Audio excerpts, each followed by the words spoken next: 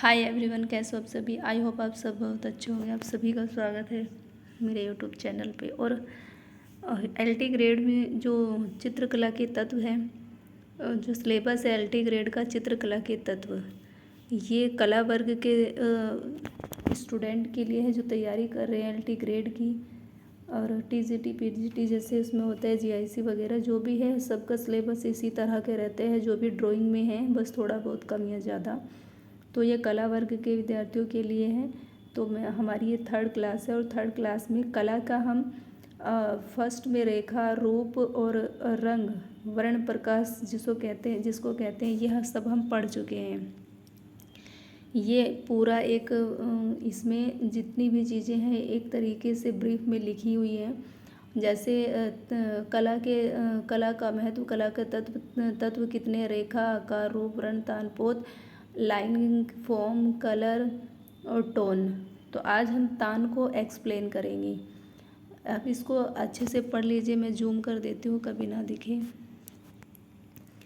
ऐसे करके इसको देखेंगे जब, तो इसमें बहुत ही संक्षिप्त में सारी चीज़ों को अच्छे तरीके से लिखा गया। जैसे रेखा होती हैं, लंबवत रेखा, इनका एक सिंबल, इनके डायग्राम भी बनाए गए हैं। रूप क्या होता है इसके बारे में भी पूरा बताया गया है, जो कि मैं पहले भी क्लास में डिफ़ाइन भी कर चुकी हूँ और एक्सप्लेन अच्छे से सब्जेक्टिव एग्ज़ाम के लिए जैसे होती है उस तरीके से दूसरी क्लास जो थी मेरी उसमें ये सब हैं।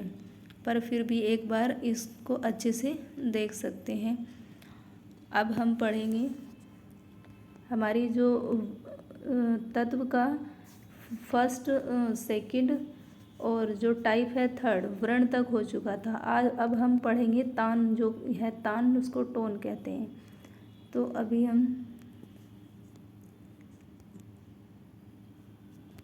ये हमारी पीडीएफ तान,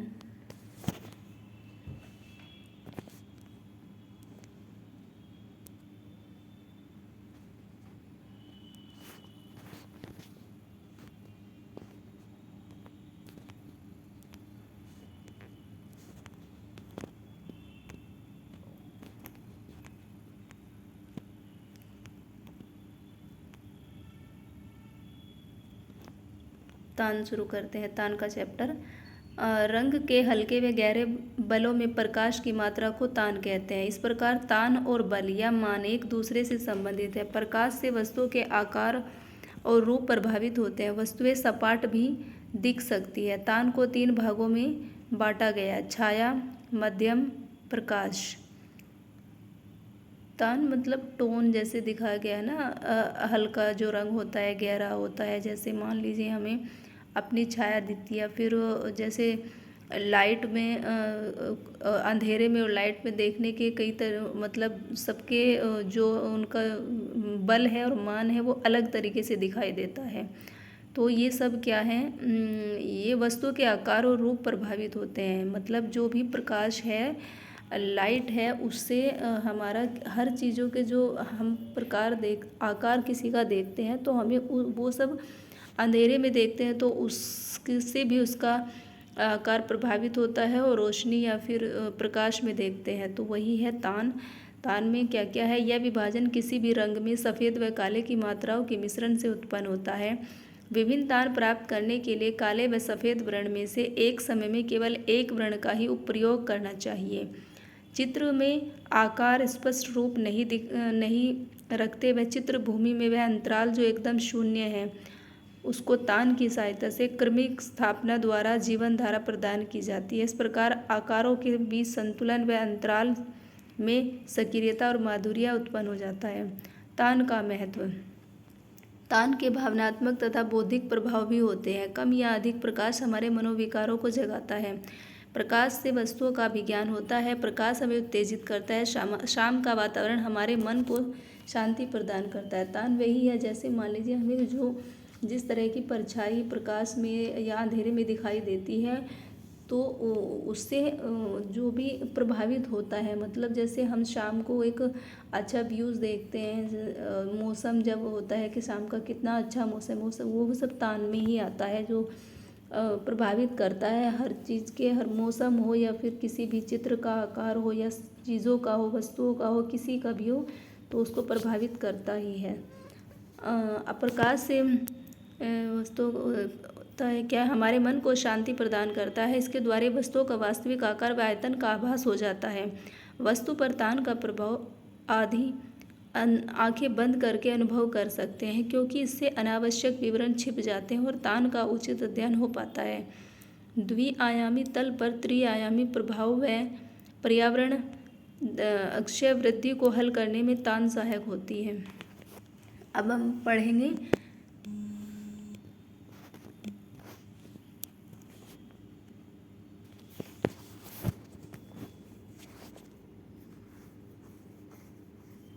अगला हमारा जो नंबर 5 एलिमेंट है वो है पोत, जिसको हम टेक्सचर कहते हैं। जब कभी किसी कपड़े को हम देखते हैं, उस पर कुछ खुरदरापन देखते हैं, कढ़ाई देखते हैं, डिज़ाइन देखते हैं या फिर चमक या सितारा कुछ भी होता है, तो वो क्या होता है, उसका टेक्सचर होता है। कपड़े का टेक्सचर कैसा है।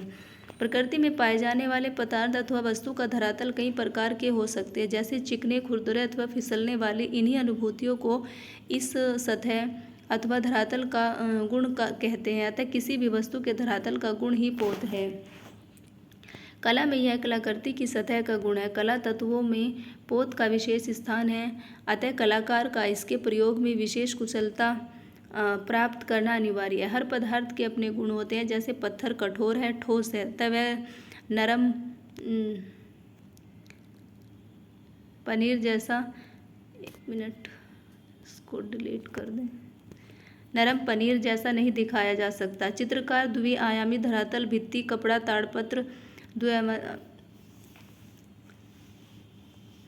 कागज एवं अन्य धरातलों का चित्रण पर मानव एवं प्रकृति निर्मित धरातलों को चित्र भूमि पर उतारने का प्रयत्न करता है या प्रयास करता है। हालांकि उसका गुण चित्र में नहीं आ सकता, परंतु रंग भरकर चित्र का दृष्टि भ्रम उत्पन्न करता है। पोत का वर्गीकरण 2 भागों में वर्जित है। 2 टाइप है काइंड ऑफ पोत, प्राप्त और सृजित। प्राप्त वस्तु या पदार्थ की मूलभूत संरचना, जिसे देखकर व छूकर अनुभव किया जा सकता है। जैसे ये देखिए, ये छाया जो है, ये माध्यम, ये क्या है, आपका तान को दिखाया गया है। इस तरह से डार्क, फिर लाइट, जैसे ग्रीन कलर को कितने तरीके से दिखाएगी, सब क्या है, तान है। टेक्सचर आपको ये देखने को मिलेगा। ये देखिए टेक्सचर है। अब अगर जैसे मान लीजिए हम किसी पे ड्राइंग करते हैं ना, तो हम कितने तरीके का टेक्सचर देखते हैं। जब ड्राइंग की शीट आती है, कोई प्लेन शीट आती है, कोई खुरदुरी आती है, कोई कपड़े की आती है, तो उन पे हम क्या करते हैं, डिज़ाइन बनाते हैं। ये सब क्या है, टेक्सचर आपको देखने को मिलेगा। कोई इस तरह का टेक्सचर है, कोई इस तरह का है, कोई इस तरह का है। ये देखिए टेक्सचर।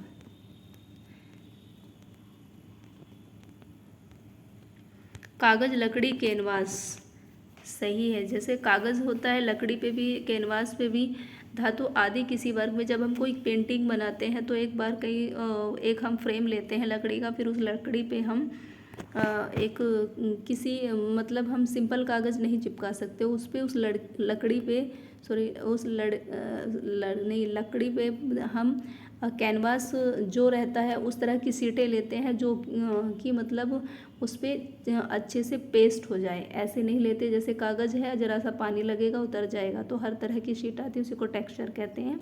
टेक्सचर देख के लेना पड़ता है, किस तरह का चाहिए हमको, कौन सी ड्राइंग हमें कौन सी टेक्सचर पे करनी है। या सिंपल समझ लीजिए, जब हम कपड़े लेते हैं, कॉटन का है या फिर सिल्क है, क्या है, साड़ियाँ वगैरह सब आती हैं, तो इसे समझ लीजिए। कागज़, लकड़ी, कैनवास आदि धातु इसी वर्ग में आती है। चित्रकार के चित्र तल की सामग्री होती है, उस सतह का पोत प्राप्त कहलाता है।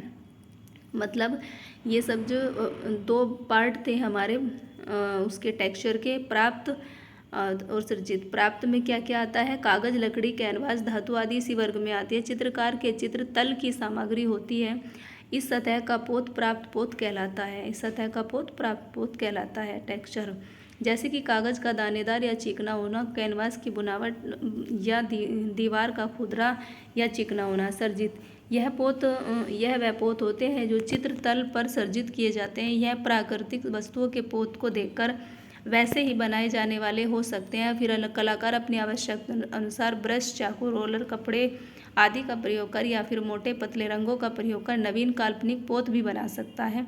अनुकृत पोत के द्वारा आयामी तल पर त्रिआयामी उत्पन्न किए जा सकते हैं। जैसे 3D नहीं हो रहता, वो सब क्या है, चित्रों के द्वारा हमें दिखाया जा सकता है।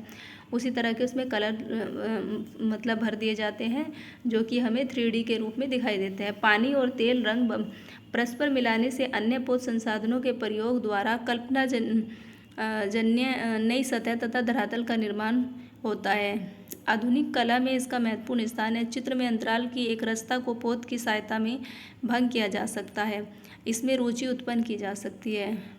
अब हम देखते हैं स्पेस एक पार्ट है, एलिमेंट है किसका, कला का, ड्राइंग का। जिस धरातल या भूमि पर चित्र का निर्माण होता है वह द्विआयामी चित्र भूमि ही चित्र का अंतराल है।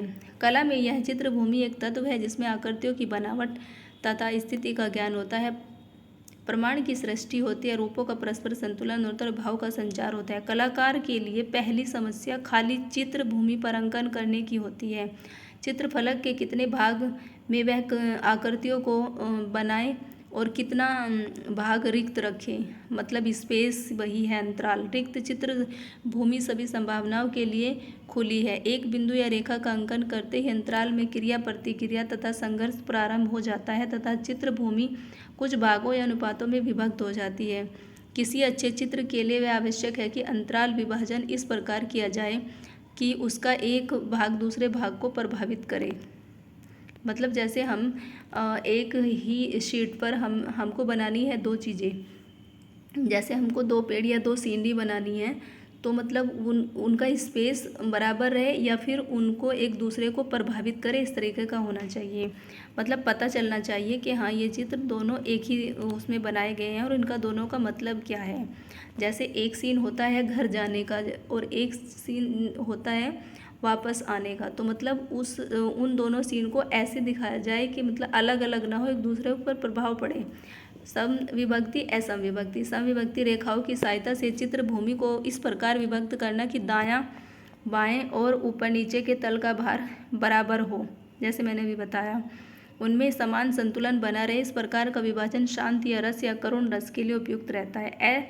असम विभक्ति। चित्र में गति एवं तनाव उत्पन्न करने के लिए इस प्रकार का विभाजन उपयुक्त रहता है। इस विभाजन में जैसा इधर वैसा उधर वाली परिस्थिति नहीं होती, बल्कि कलाकार स्वतंत्र होता है। इसमें मतलब स्वयं विभक्ति में, सम विभक्ति में कलाकार मतलब स्वतंत्र नहीं रहता, वह बिल्कुल उतना ही जितना उसको बनाना है समान बैलेंस बना के बनाना होगा। लेकिन असम विभक्ति में वो कलाकार को फ्रीडम होती है उसको कैसे क्या बनाना है। तो आप पढ़ सकते हैं अंतराल व एवं रूप व्यवस्था, ये सम्मात्रिक